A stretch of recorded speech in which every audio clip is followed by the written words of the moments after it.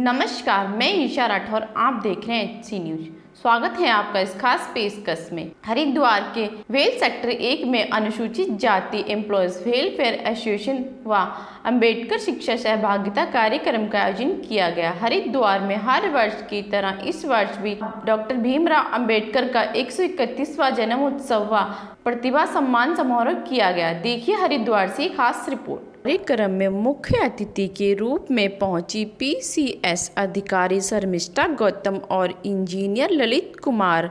उन्होंने कहा, मुझे गर्व है कि मुझे इस मंच पर बोलने का मौका मिला। अपने संबोधन में उन्होंने गौतम बुद्ध से लेकर महात्मा फुले, डॉक्टर अंबेडकर और काशीराम रविदास यदि संतों के नाम लेकर सबका सम्मान करते हुए कहा कि महापुरुषों की विचारधारा को आगे बढ़ाने का कार्य जो बहुजन समाज को करना था उसको भूल गया है। नौकरी लग गई है, अपनी नौकरी तक सीमित रह गया है। जो नेतागिरी में गया है वह बिल्कुल समाज और देश को भूल गया है। हमें जागरूक होने की ज़रूरत है। इस देश को बर्बाद होने से बचाना है तो हम लोगों को जागरूक होना पड़ेगा, नहीं तो वह दिन दूर नहीं है जब पहले जैसे हालात हो जाएंगे और देश में कुछ नहीं बचेगा।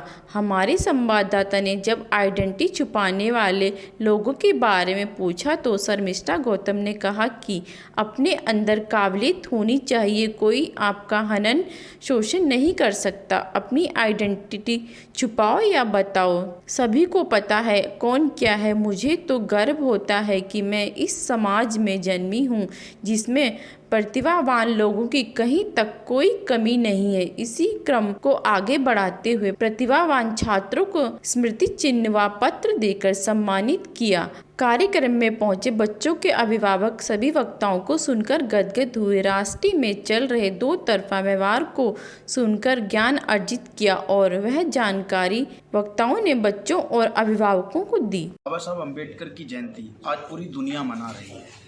वहीं राष्ट्रपिता फूले की जयंती भी आज पूरे भारत में पूरी दुनिया के लोग उससे प्रेरणा ले रहे हैं। इसीलिए ये सिर्फ जयंती नहीं है, ये आज इस देश के नहीं इस दुनिया के लिए एक संकल्प महोत्सव है। हमें राष्ट्रपिता फूले के, बाबा साहब अम्बेडकर के इस संयुक्त जन्मोत्सव को एक संयुक्त संकल्प उत्सव के तौर पर मनाना होगा। और जिस तरह से बाबा साहब अम्बेडकर ने हमें जिम्मेदारी दी थी कि उन्होंने इस देश के लोगों को एक राजनीतिक लोकतंत्र और राजनीतिक समता दी थी, और उन्होंने कहा था कि हम जल्दी ही इस देश में राजनीतिक लोकतंत्र के बाद सामाजिक और आर्थिक लोकतंत्र और समता भी हासिल करेंगे। अगर नहीं करते तो देश बर्बादी की तरफ जाएगा। मैं यही अपील करना चाहूँगा देश के लोगों से, विद्यार्थियों से, नौजवानों से और तमाम विद्यार्थियों के अभिभावकों से कि आज राष्ट्रपिता फूले, राष्ट्र निर्माता डॉक्टर अंबेडकर के इस जन्म उत्सव पर हमें एक संकल्प लेना चाहिए और बाबा साहब फूले साहब के उन सपनों को साकार करने के लिए अपने राजनीतिक समता और लोकतंत्र की रक्षा करते हुए सामाजिक और आर्थिक लोकतंत्र और समता को हासिल करना होगा। यही उद्देश्य से यही संकल्प आज लेने की जरूरत है कि भारत के लोगों को राजनीतिक लोकतंत्र के बाद अब सामाजिक और आर्थिक लोकतंत्र, आर्थिक और सामाजिक समता स्थापित करने के लिए ये संकल्प लेना चाहिए।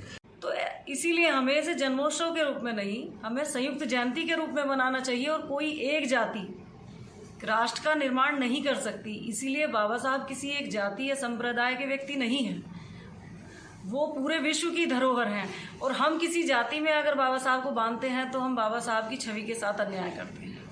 इसीलिए ज़रूरी है कि बाबा साहब ने जिन्हें अपना राष्ट्र गुरु भी माना है, ज्योतिबा फूले को, तो उनको उनके क्योंकि 11 तारीख को राष्ट्रपिता ज्योतिबा फूले की भी जयंती होती है, तो अगर इस जयंती को हम संयुक्त रूप से सेलिब्रेट करते हैं और उनके किए हुए कार्यों को आगे प्रसारित करने के साथ में उनके बताए हुए उद्देश्यों के आधार पर काम करते हैं तो शायद हम सफल होंगे।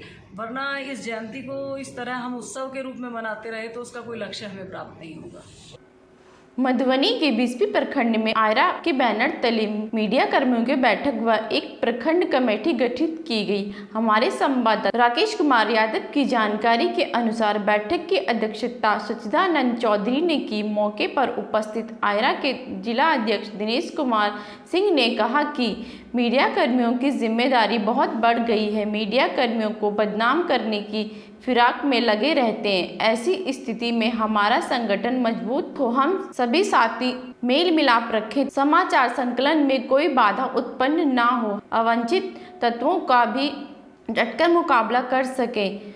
वहीं जिला संरक्षक गांधी मिश्रा गगन ने कहा कि हम मीडिया कर्मी समाज सेवक होते हैं, हमें कोई भी ऐसा काम नहीं करना चाहिए जिससे मीडिया जगत बदनाम हो, हम पर कोई उंगली उठाए।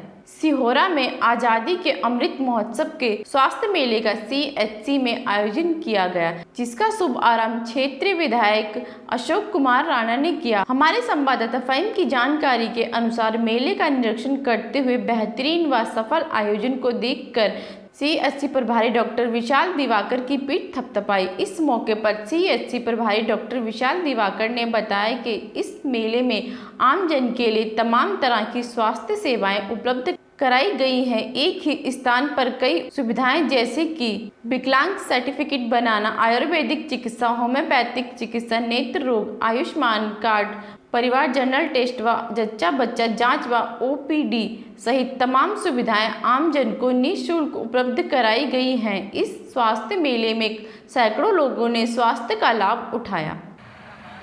तो स्वास्थ्य के प्रति चाहे चिकित्सा सुविधाएं हो जिसमें आपका विश्वास हो, एलोपैथिक हो, आयुर्वेदिक हो, यूनानी हो, होम्योपैथिक हो, सभी के स्टॉल्स यहाँ पे लगे थे और मैं देख रहा था कि वहाँ पे बैठे हुए सम्मानित डॉक्टर और स्टाफ उनका रूप मौके पे ही इलाज करने का, दवाई देने का काम कर रहे थे। साथ ही अभी डॉक्टर दिवाकर जी ने बताया कि बहुत सारी सुविधाएं टेस्ट की यहाँ पहले से मौजूद थी, कुछ नई सुविधा भी अभी लेटली जुड़ी हैं। तो मैं सरकार को भी धन्यवाद देना चाहता हूँ और अपने डॉक्टर विशाल दिवाकर जी को भी बधाई और धन्यवाद देता हूँ कि उनके प्रयास से ये सब संभव हुआ है।